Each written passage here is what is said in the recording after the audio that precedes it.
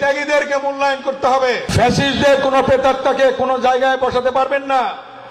যারা ত্যাগী, যারা নির্যাতন ভোগ করেছে, যারা জেল খেটেছে, যারা মামলা খেয়েছে, ঘরে ঘুমাতে পারে নাই, যারা আহত হয়েছে, তাদেরকে জায়গা করে দেবেন।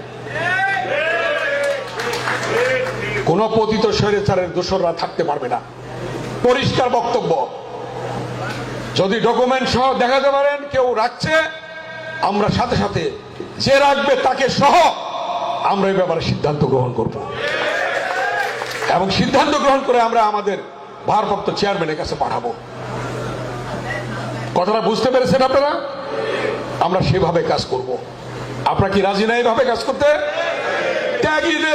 ত্যাগীদেরকে মূল্যায়ন করতে হবে, এবং যাদের পদ নাই, ছাত্রদল, যুবদল, স্বেচ্ছাসেবক দল থেকে আসছে, তাদেরকে পদ দিতে হবে,